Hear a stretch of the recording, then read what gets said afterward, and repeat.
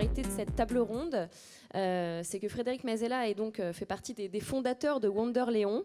Et Najette et Julien sont membres de Wonderléon aussi. Alors, on va peut-être commencer par une petite question à Frédéric pour commencer. D'où est partie l'idée de créer Revient Léon en 2015, qui est par la suite devenu Wonderléon?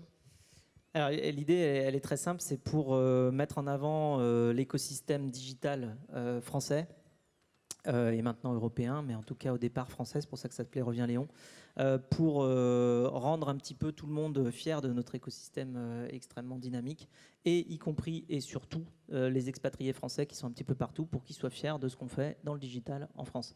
L'idée, elle était venue suite à une visite que je faisais avec Blablacar pour emmener mon équipe produit visiter tout un tas de sociétés aux US. Donc on était allé voir Airbnb, LinkedIn, Dropbox, Slack, PayPal, enfin tout un tas de sociétés pour voir comment ils structuraient leurs équipes produits. Parce que moi à l'époque, ça devait être, c'était 2014-2015, l'équipe grandissait et moi je suis OK pour inventer une nouvelle activité, un nouveau business. Je ne suis pas forcément OK pour réinventer des méthodes de travail communes qui marchent. Donc j'avais envie de voir vraiment faire de l'échange de best practices avec les boîtes américaines qui savent si bien construire des belles plateformes, savoir comment leurs équipes produits sont organisées. Donc c'était un peu une exploration benchmark, best practices. Et j'arrive chez LinkedIn et on était reçus par 2 Français. Et donc je leur dis merci beaucoup de nous recevoir, tout ça, pour nous expliquer comment ça fonctionne chez LinkedIn. Et là, ils me disent « Ah bah non, on est trop content pour une fois qu'il y a une boîte française qui se bouge, qui en plus vient à San Francisco et qui fait des trucs intéressants. On est trop content de recevoir Blablacar. » Je dis « Non mais les gars, ça fait combien de temps que vous n'avez pas mis les pieds en France ? Enfin, des boîtes qui font des trucs super en France, il y en a plein, quoi. » Et en fait, je me suis rendu compte qu'ils avaient une vision de la France complètement outdated, parce que ça faisait 7 ou 10 ans qu'ils étaient en Californie. Et je me suis dit, il y a un truc qui ne va pas. Il y a un truc qui ne va pas. Ils croient qu'on est nul en France. Donc déjà, ils ne nous aident pas, parce que nous, quand on est une boîte française et qu'on doit grandir à l'international, on a besoin de recruter des profils internationaux. On ne fait pas une boîte comme Blablacar présente dans 22 pays avec des franco-french. C'est pas vrai. Il y a 35 nationalités chez Blablacar, donc on a besoin de toutes les nationalités. Et surtout, quand on recrute des Français, on recrute aussi des Français qui ont une grande expérience internationale, parce que sinon, la culture et l'état d'esprit ne vont pas fonctionner, et surtout, on ne va pas y arriver. Donc, voilà, l'idée, c'était de faire en sorte que les expatriés français soient fiers de l'écosystème français. Donc, on a monté, là j'ai appelé tous mes copains de l'écosystème digital en disant on monte un programme pour mettre en avant tout ce qu'on fait de bien. Et on va s'adresser à tous les 30-45 ans qui sont expatriés. Et c'est pour ça qu'on l'a appelé Revient Léon, parce que ça faisait référence évidemment à la pub des années 80 que probablement beaucoup d'entre vous ont vu, la pub Panzani qui disait Revient Léon. J'ai les mêmes à la maison. Et donc nous, on avait lancé Revient Léon, on innove à la maison pour faire tilt dans la tête des expatriés qui étaient expatriés. Donc. Et voilà, on a eu 20 000 personnes qui ont candidaté à travers le programme Wonderléon en 2 ans. On l'a rebrandé en Wonderléon pour passer à une échelle un peu plus européenne. On commence à avoir des sociétés européennes qui adhèrent au programme aussi, pour faire une plateforme d'attractivité du digital européen. Alors je crois que justement vous avez une petite vidéo à nous montrer sur le sujet pour qu'en tout cas ceux qui ne connaissent pas Wonderléon puissent comprendre un peu mieux de quelle manière vous fonctionnez.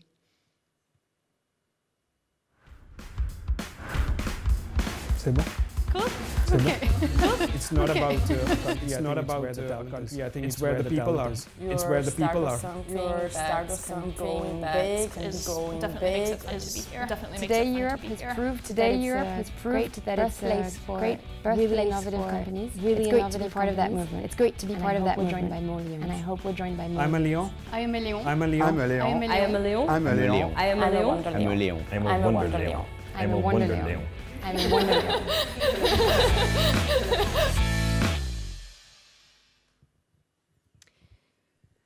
Voilà, ça donne un petit aperçu. Alors, nous, on avait un décalage de son Il y avait un petit décalage de son, ouais. De 1 ou 2 secondes. Je ne sais pas si pour vous c'était pareil. Je ne sais pas si c'est juste le retour. Pour vous, c'était pareil. Voilà, crois... vous l'avez vu 2 fois la vidéo comme ça. Donc voilà, l'idée c'est de montrer l'état d'esprit dans lequel toutes ces sociétés du digital sont aujourd'hui. Elles sont complètement globales et en tout cas avec une volonté d'expansion forte. Et c'est extrêmement attractif pour toute une génération de gens qui veulent travailler dans le digital, où qu'ils soient sur la planète. Et c'est ça qu'on met en avant. Alors, Najette et Julien, vos deux sociétés sont membres de Wanderléon. Alors, pour vous présenter rapidement à la salle, Najette, vous êtes CEO de SpeechMe, qui a levé 10 millions d'euros en janvier dernier et qui commence à se développer aux États-Unis. Et Julien, vous êtes fondateur de iAdvise, CEO de iAdvise, qui a levé 32 millions d'euros fin 2017 et qui, lors de sa levée, a annoncé vouloir recruter 120 talents en France et à l'international, ce qui n'est pas rien.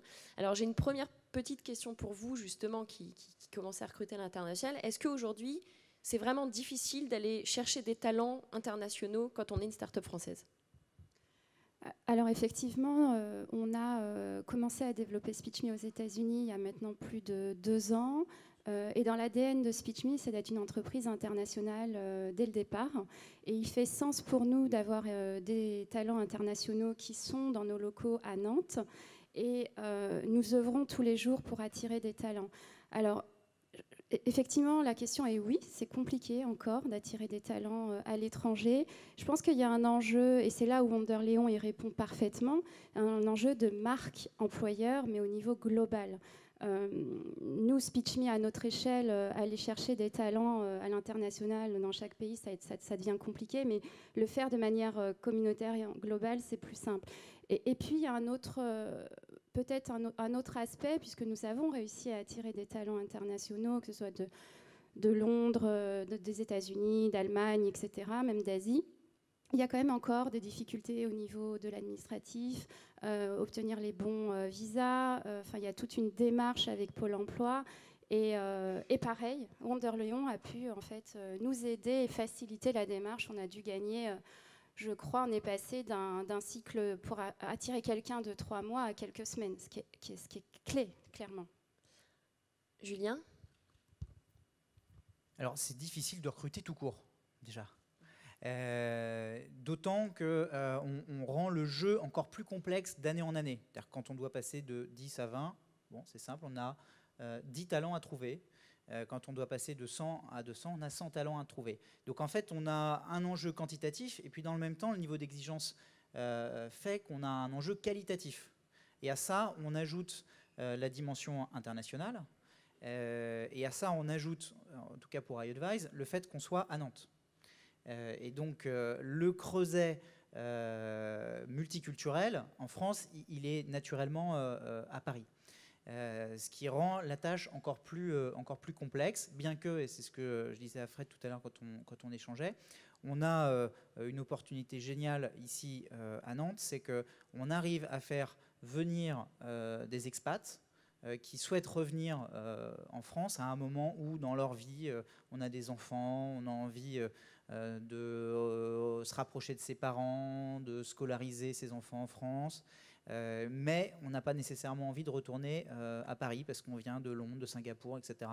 Et on n'a pas envie d'être dans ce tourbillon frénétique et on a envie d'un cadre de vie différent. Et Nantes est une ville qui séduit à ce titre et iAdvise a la chance de faire partie des sociétés qui sont visibles dans l'écosystème comme étant une boîte avec un développement international au cœur de sa stratégie. On a 14 nationalités différentes ici à Nantes sur les 170 talents qui sont présents dans le siège. Donc oui, c'est complexe de recruter, c'est encore plus complexe d'aller chercher ces talents internationaux, même si on a réussi parfois à tirer notre épingle du jeu du fait de la localité et de la visibilité d'iAdvise. Vous, Frédéric, par exemple, qui avez ouvert justement plusieurs bureaux à l'international, qu'est-ce que des talents comme ça internationaux peuvent apporter à une start-up française que des talents français ne peuvent pas apporter ? Est-ce que c'est une ouverture d'esprit ? Est-ce que c'est... Alors, si on parle quand on parle de talents français, il y a des talents français qui ont passé du temps à l'étranger et des talents français qui n'en ont pas passé à l'étranger. Donc les fonctions dans une société n'ont pas forcément vocation à avoir été internationales. Cela dit, pour faire une expansion internationale, ce n'est pas possible de le faire avec des Français qui ne sont jamais sortis de France, tout court. Donc si on le fait, c'est soit avec des Français qui sont déjà sortis de France et qui ont déjà vu comment ça se passe, parce que d'une part, ils vont connaître les pratiques de marché locales, donc ça va aller beaucoup plus vite. D'autre part, ils n'ont pas du tout peur d'y aller et ils sauront se débrouiller.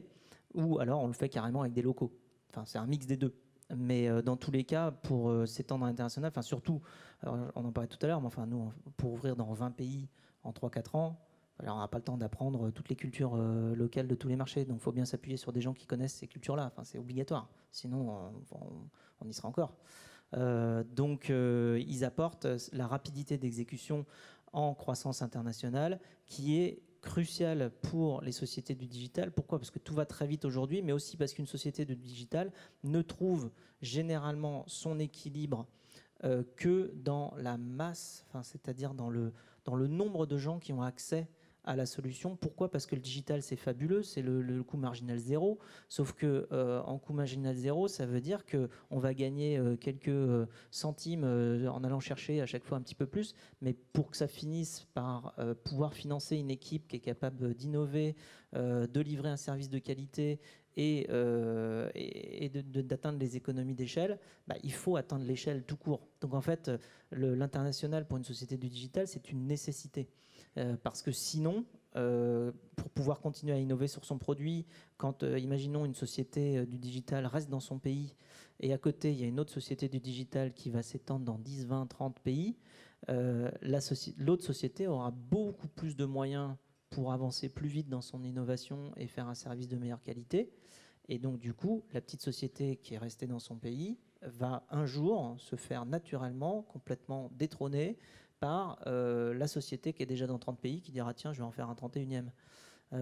Donc c'est indispensable de faire une expansion internationale et donc du coup il faut les gens qui vont avec. Par contre il faut pouvoir les attirer, ça c'est assez difficile. Soit on le fait par des réseaux, je sais que nous au fur et à mesure de la croissance de Blablacar on s'est beaucoup appuyé sur nos réseaux. Enfin moi notamment j'avais fait l'INSEAD, donc en fait c'est déjà une business school dans laquelle il y avait 64 nationalités dans ma promo en 2007. Bon, résultat, on doit être 6 ou 7 INSEAD dans l'équipe et déjà ça aide le recrutement parce qu'en plus on peut repasser par ce réseau-là pour aller chercher ces gens-là. C'est une manière, mais enfin c'est hyper spécifique. Puis il faut être en contact correctement avec cette structure-là, qui est une superbe école, mais bon, qui reste une manière. Et après, il faut aller chercher les autres, quoi. Alors, Najed, tout à l'heure, parlait justement des problématiques administratifs, législatifs liés au recrutement de talents internationaux. Qu'est-ce qu'on pourrait attendre aujourd'hui du gouvernement ? Quels efforts on pourrait attendre, en tout cas, pour améliorer le recrutement de talents internationaux en France ? Najed, ou Frédéric, ou Julien ? Juste avant, pur hasard, j'étais en train de discuter avec un Norvégien qui s'installe à Nantes, qui a rejoint un accélérateur sur Nantes, qui a fait pivoter sa boîte et qui commence à trouver une vraie traction.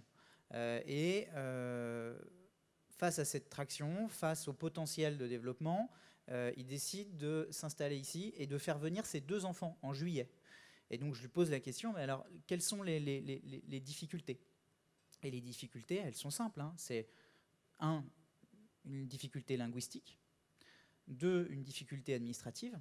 Et ça se traduit comment ? C'est complexe, il y a beaucoup de papiers, on ne comprend pas toujours tout.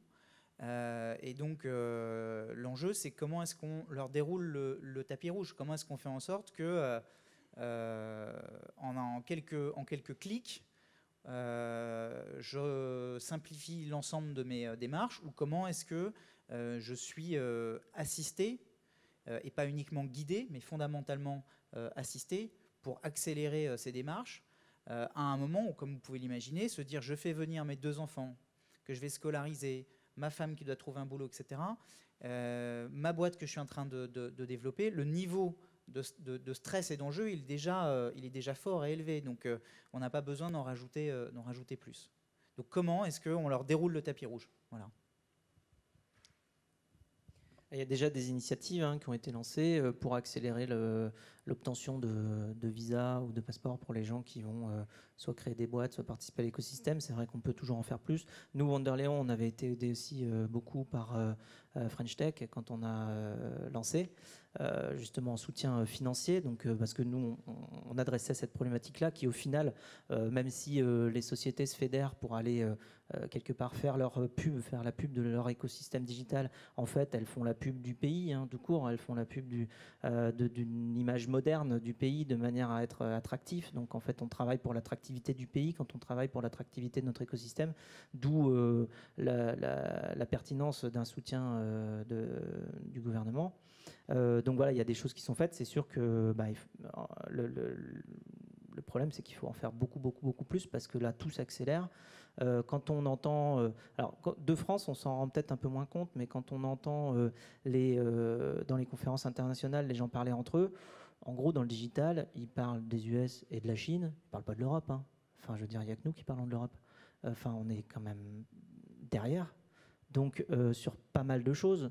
Donc, il faut vraiment se bouger. J'ai envie de dire, on a pas été très fort sur une première vague, pour utiliser un peu un euphémisme. Mais là, la prochaine qui se prépare avec l'AI, avec la blockchain, avec tout ça, il faut qu'on mette les bouchées doubles pour essayer de rattraper, parce que l'enjeu global, c'est quand même qui va posséder le digital, les données, les algorithmes intelligents dans les 10, 20, 30 ans qui viennent. On est en train de prendre du retard. Il n'y a pas 36 solutions pour réussir à rattraper ce retard. C'est qu'il faut que tout le pays et même toute l'Europe s'y mettent pour justement devenir attractif, attirer les meilleurs au niveau international, mais aussi déjà pas perdre les gens très bons qu'on a et qui préfèrent aller chercher ailleurs où il y a plus d'attractivité, plus de croissance. Donc oui, il faut qu'on s'y mette tous ensemble. Enfin, nous, on fait ce qu'on peut avec nos petits moyens. En même temps qu'on crée nos boîtes, on crée ce genre de programme-là. Mais c'est vrai qu'il faut que ce soit une initiative plus large, plus gouvernementale et même internationale au niveau de l'Europe. Et qu'est-ce qui peut plaire justement dans les startups françaises quand on voit les talents internationaux? Effectivement, face à nous, on a les États-Unis qui proposent aussi des salaires bien différents de ce qu'on peut proposer en France. Comment on fait justement pour se démarquer dans ce cas-là? Déjà, il faut expliquer. Faut expliquer qu'effectivement les salaires sont différents, mais les conditions de vie sont très différentes aussi, donc il faut comparer les deux écosystèmes. Nous, on ne paye pas nos études globalement. On ne paye pas l'école de nos enfants, on ne paye pas nos études supérieures, enfin on peut. En fait, c'est quand je suis arrivé à Stanford aux États-Unis que j'ai compris ce que ça voulait dire payer ses études supérieures. Enfin, c'était 30 000 $ l'année, voilà, à 20 ans. Et encore, j'avais un prix spécial parce que, enfin bref, j'avais une bourse. Mais c'était quand même 30 000 $ qu'il fallait que je sorte. Et après, quand on regarde dans les petites classes aussi, les gens, les internationaux qui ont passé du temps aux États-Unis, quand ils reviennent en France, effectivement, les salaires sont moins chers en France, sauf qu'aux États-Unis, il fallait qu'ils payent l'école de leurs enfants. Alors, pour ceux qui sont familiers, vous le savez, pour ceux qui ne le sont pas, vous allez peut-être l'apprendre, mais enfin, pour mettre ses enfants, les scolariser à peu près correctement aux États-Unis, en Silicon Valley, il faut compter entre 2 et 3 000 $ par enfant par mois. Donc voilà, donc c'est bien si vous gagnez 10 000 $, tout y passe et que vous avez 3 enfants, enfin tout est passé dans l'école chaque mois. Après, il faut se loger, il faut manger, il faut tout ça. Donc c'est bien d'avoir un salaire du coup à 200 ou 250 000 $. Sauf qu'en fait, il y en a la moitié qui part dans l'éducation. Quand on rentre en France et qu'on n'a plus cette charge-là, tout de suite, ça va déjà beaucoup mieux. Voilà, après, il y a beaucoup de choses qui vont avec. C'est pareil, le système de santé est fait complètement différemment. Donc en fait, c'est un peu injuste d'aller comparer juste les salaires, même si c'est effectivement sur ce plan-là une extrêmement bonne pub pour les États-Unis d'aller montrer des salaires mirobolants. Mais en fait, la réalité, c'est qu'il faut que chacun fasse ses comptes globaux, parce que gagner beaucoup et dépenser beaucoup, ça revient à... il reste pas grand-chose. Et en France, on a plein de solutions et un système qui font qu'on ne paye pas beaucoup pour des choses de grande qualité, et notamment l'éducation. C'est ça, la réalité est tout autre. Une fois les talents recrutés, il y a quand même la question de la culture d'entreprise qui se pose. C'est quand même quelque chose qui est très important. Vous, par exemple, Julien, qui avait des talents internationaux qui sont recrutés en France, comment vous faites pour les intégrer à votre culture d'entreprise et que tout se passe bien justement avec les talents déjà en place? Alors déjà, on est très vigilant en amont quand on va recruter la personne et s'assurer qu'il y a un fit culturel. Donc il faut être en mesure déjà de définir sa culture, définir qu'est-ce qui nous caractérise. Donc on peut parler de valeurs, etc.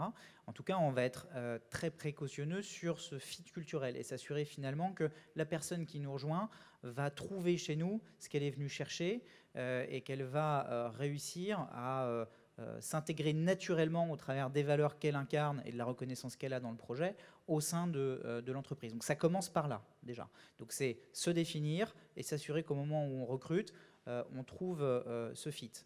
Et puis ensuite, il y a effectivement des enjeux d'animation, etc.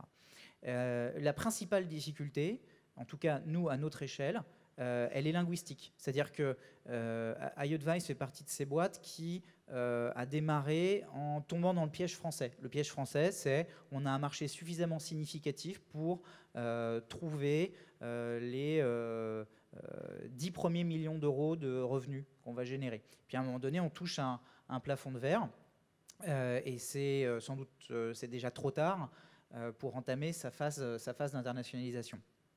Et ce qui s'est passé de manière naturelle, c'est qu'on a recruté des Français. Et on a recruté des Français qui rejoignaient un projet français, sans faire nécessairement attention toujours à la composante linguistique, l'anglais. Voilà. Et donc, on peut se retrouver potentiellement, c'était notre cas de figure, avec des dizaines de talents qui finalement ne comprennent pas pourquoi la boîte doit passer à l'anglais, pourquoi est-ce qu'à un moment donné les interventions du CEO, des managers, etc., les réunions se passent en anglais, avec un sentiment d'exclusion. Donc en fait, comment est-ce qu'on intègre ces profils-là? Ça commence par réussir à transformer la boîte de l'intérieur. Donc c'est recruter un prof d'anglais, mettre tout le monde à l'anglais et faire en sorte déjà que tout le monde puisse communiquer, échanger, se comprendre. Voilà.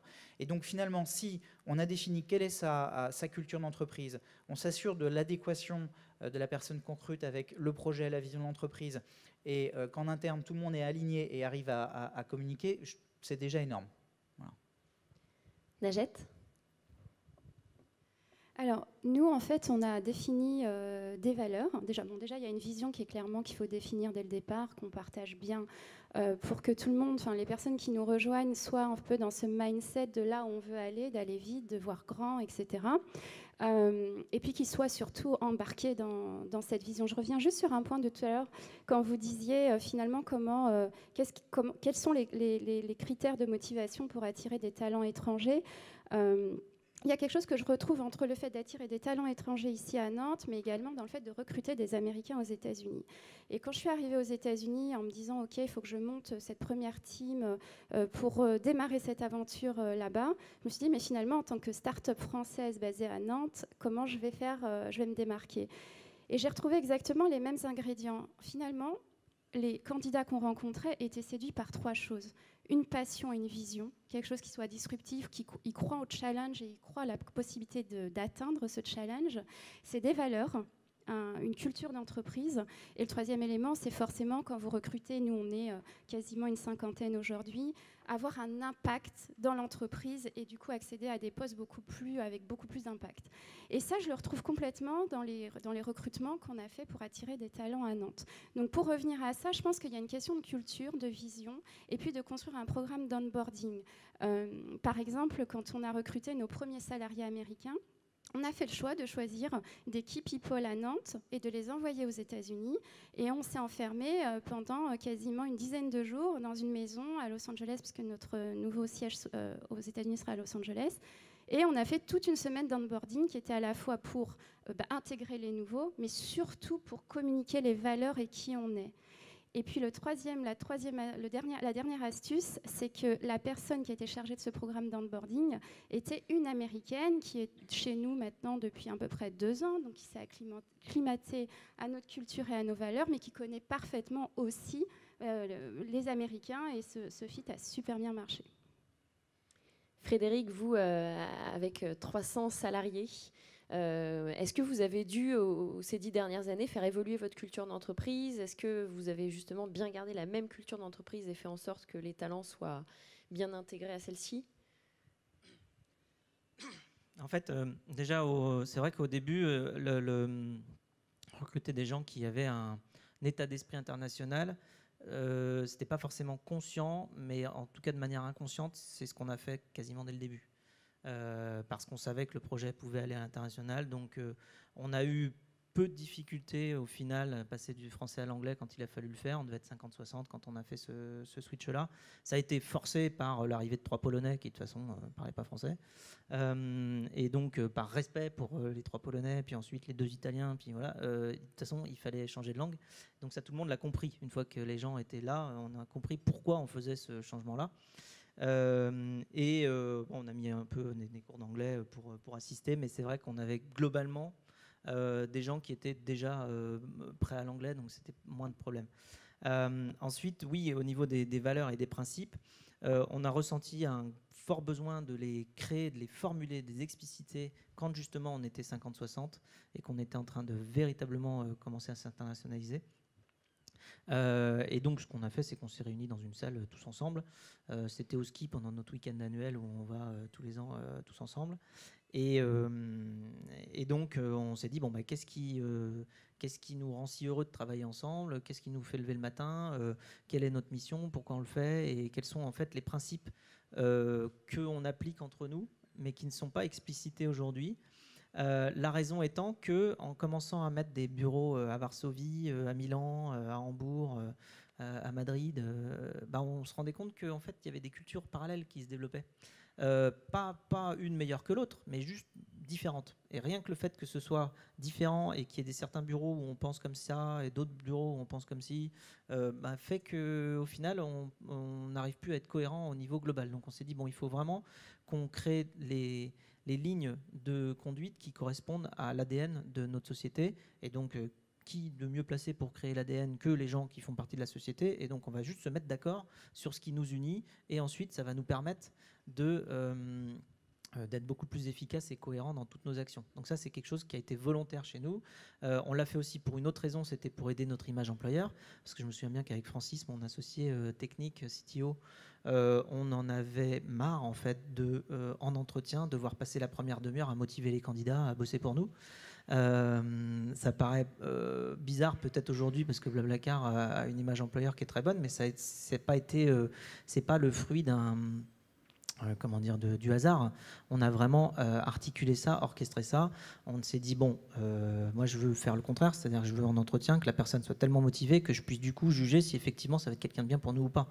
Mais je veux pas passer la première demi-heure à lui expliquer que ce qu'on fait c'est un truc de fou et qu'on a une mission dingue. Ça, on va le faire une fois pour toutes. On va bien diffuser nos valeurs, nos ambitions, notre culture. On va la mettre un petit peu partout. Et puis ensuite, comme ça, les gens qui viendront, ils seront attirés par ce qu'on est et on pourra du coup discuter de ce qu'ils vont faire. Et vraiment si c'est la bonne personne ou pas. Donc ça a émané vraiment d'une vraie démarche, c'est-à-dire que la culture nous a permis d'améliorer la formulation, l'explicitation, je ne sais pas si ça se dit, mais de notre culture nous a permis d'aller être plus efficace et plus attirant pour nos futurs candidats. Et donc ça a fait partie de notre croissance de manière très forte et très structurante.